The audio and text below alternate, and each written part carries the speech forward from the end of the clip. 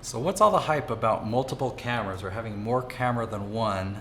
I actually propose in most cases you should only be using one camera.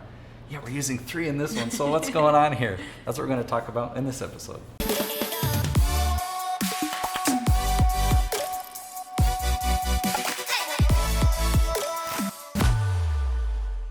I'm excited to have Karen here with me in this episode. We're filming a whole series of videos as we launch her YouTube channel and teaching you your YouTube strategy and how to get results. In this episode, you've actually, throughout the previous episodes we've already filmed, kind of asked that question a lot. Yeah, share with me what some of your thoughts are and what brings up those questions. So my whole concern is I'm starting on my channel. I only have my iPhone and one camera. Or do I need to hire a team with like full camera? So what is the whole thing with one camera versus multiple ones?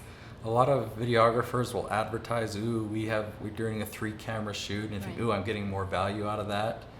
And I'll show you an example of a minute. Have you heard of Brandon Bouchard?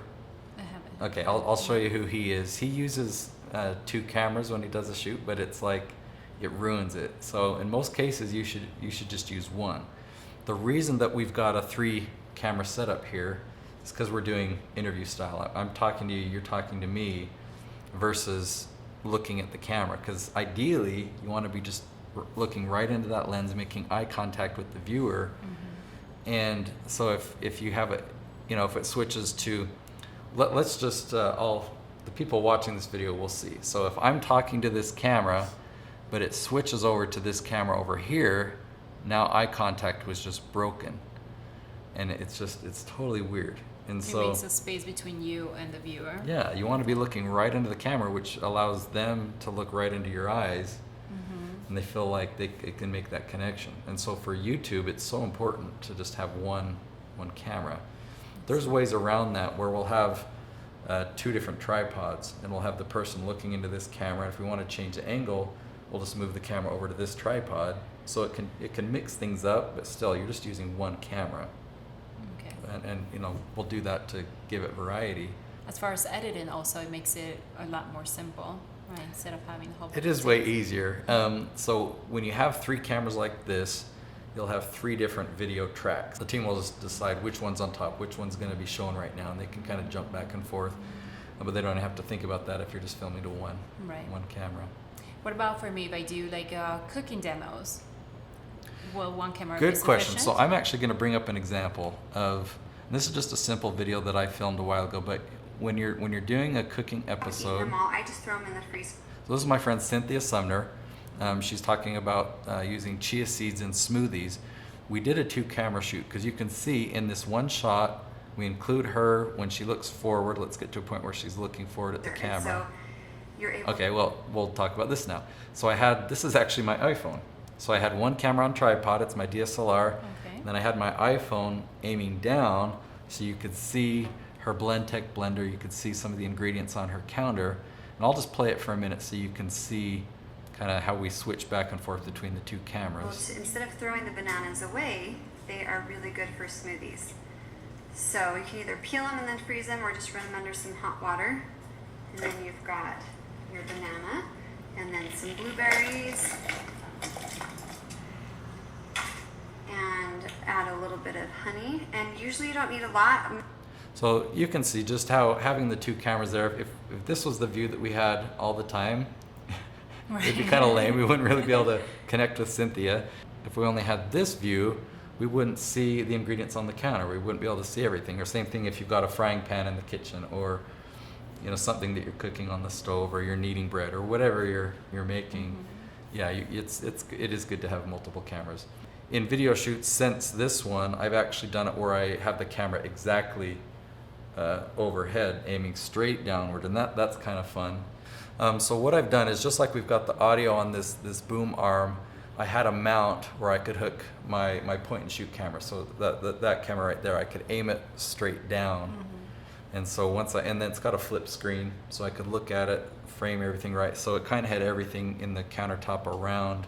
That's how we did that one. Phone or the camera. Yeah, I've tried different ways with tripods, but if you have a big tripod mounted here, it's in the way of the other cameras. Right. But using a boom arm with the camera on it, that's the best way that I found to do that. Perfect. So let me show you the other example. So Brendan Bouchard How do you get over? is very successful. He's got a big following online. He started to build a YouTube channel. You see here he's got 786,000 subscribers now on his channel.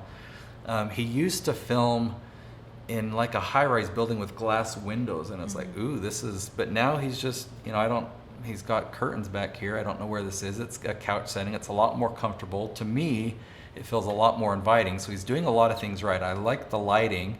He's got more light over here, but yet he's still got plenty of color all around. But the thing that I want to show you is how he does switch. Let me fast forward to a bit here. New chapter. So if you broke up with somebody or you've been broken up with, today is the day that you go, okay, who do I want to be That's now? change. Isn't that weird? Yeah. So he was just looking in our eyes, Right. and Now now we see the it's, profile. now it switched over to another camera.